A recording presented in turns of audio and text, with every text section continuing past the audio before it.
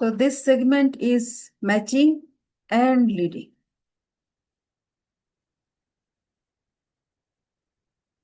Let us take the story of Meera.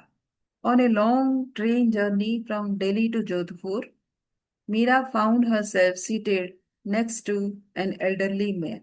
He wore a simple kurta, carried no phone, and had a presence that felt strangely calming. At first, their conversation was casual about the weather, the delayed train, the tea seller passing by. Mira expected small talk, but the old man listened with such quiet attention that she found herself speaking more openly. He never forced advice. Key point 1: influence without force. Instead, he asked gentle questions that matched her state of mind. When she was tired, he spoke softly. When she grew animated, he mirrored her enthusiasm and then slowly guided the conversation toward deeper reflections, which is key point number 2: matching and reading. Over 2 hours, their interaction became a layered exchange. The man shared small stories from his youth, lessons learned from some successes but from mistakes. Each story added another layer of trust, like stones on a pathway. Mira hadn't realized she was walking. So, that is key point number 3: layered relationships.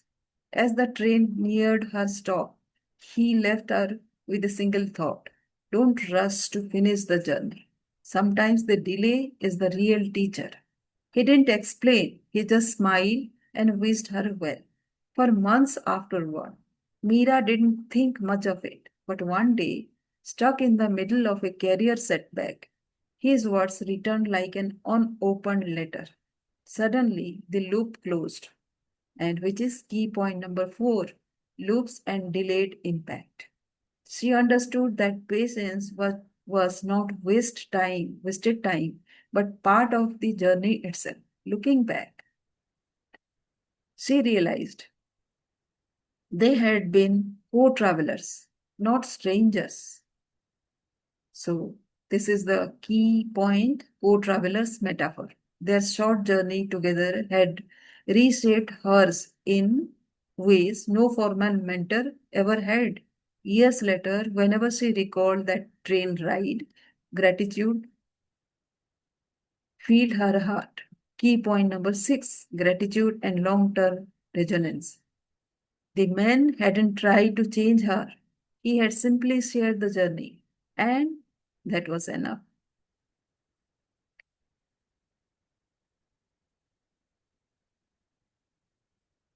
In the same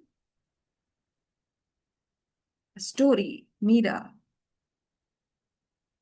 after some time, she had taken this co traveler framework she has learned to another experience of hers.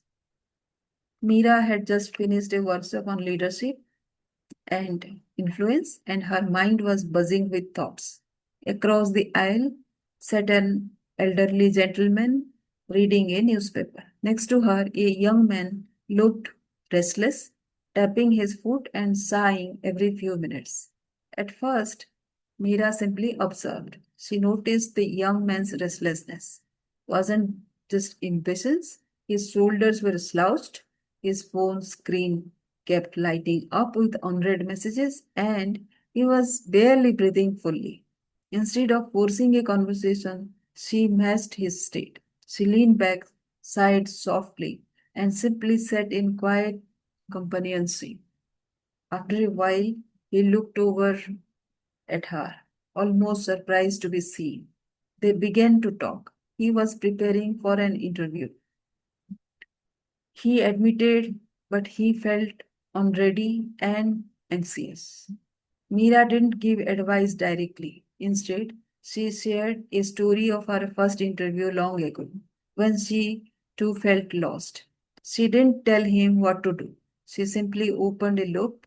It is strange how sometimes the thing we fear most ends up being the turning point in our life.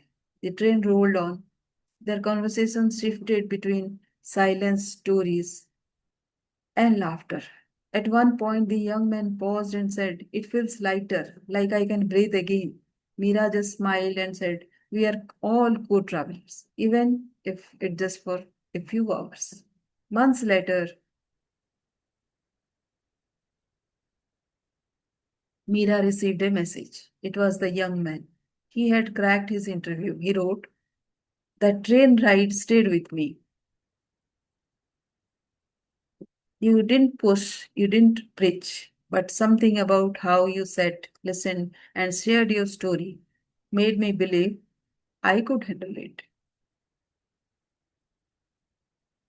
Thank you for being a fellow traveler that day.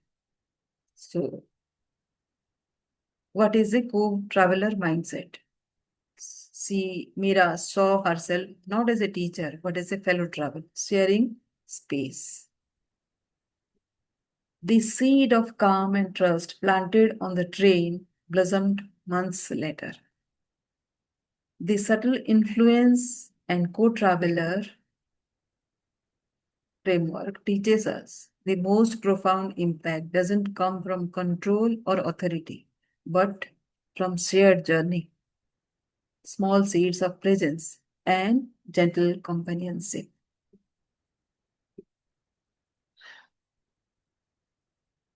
I hope this last story of our presentation today has helped you to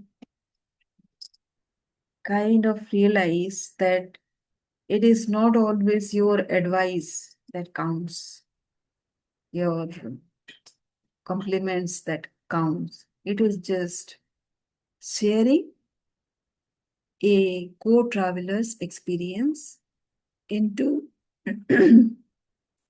into yours, and you are helping another person in the journey to get through, go ahead in his journey. Hope this helps, and thank you for watching.